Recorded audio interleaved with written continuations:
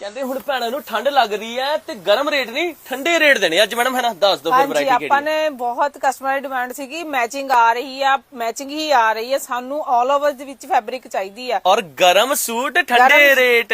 ਹਾਂਜੀ, ਇਹ ਆਪਾਂ ਲੈ ਕੇ ਆਏ ਆ ਆਲ ਓਵਰ ਫੈਬਰਿਕ ਦੇ ਨਾਲ, ਬਹੁਤ ਹੀ ਪਿਆਰੇ ਡਿਜੀਟਲ ਪ੍ਰਿੰਟ ਆ, ਅੱਦਾਂ ਦੀ ਪ੍ਰਿੰਟਿੰਗ ਤੁਹਾਨੂੰ ਕਿਤੇ ਮਿਲਣੀ ਵੀ ਨਹੀਂ ਛੇਤੀ ਛੇਤੀ। ਬਹੁਤ ਸੋਹਣੇ ਡਿਜ਼ਾਈਨਿੰਗ ਆ, ਸਾਰੇ ਨਿਊ ਕਲਰ ਆ ਤੇ ਨਾਲ ਦੀ ਨਾਲ ਇਹਨਾਂ ਨੂੰ ਦੱਸ ਦਿਓ ਮੈਡਮ, ਕਹਿੰਦੇ ਆਪਣੇ ਕੋਲ ਸਟਿਚਿੰਗ ਵੀ ਹੋ ਜਾਂਦੀ ਹੈ ਸਿਰਫ। ਹਾਂਜੀ, ਸਟਿਚਿੰਗ ਆਪਣੇ ਕੋਲ ਰੈਡੀ 2 ਤਿਆਰ ਘੰਟੇ ਦੇ ਵਿੱਚ। 2 ਘੰਟੇ ਦੇ ਸੂਟ ਤਿਆਰ, ਨਾਲੇ ਰੇਟ ਪਤਾ ਕਿੰਨਾ ਅੱਜ ਦੱਸ ਦਿਓ ਇਹਦਾ।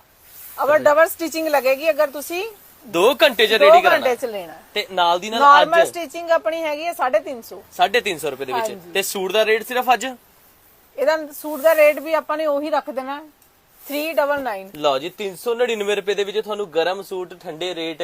ਫਟਾਫਟ ਜ਼ਿਆਦਾ ਨਾ ਕਰੋ ਵੇਟ, ਫੋਲੋ ਸ਼ੇਅਰ ਕਰਕੇ ਆ ਜਾਓ Sardar ji cloth house, CD market, ਬੇਲਾ ਚੌਕ, ਰੋਪੜ।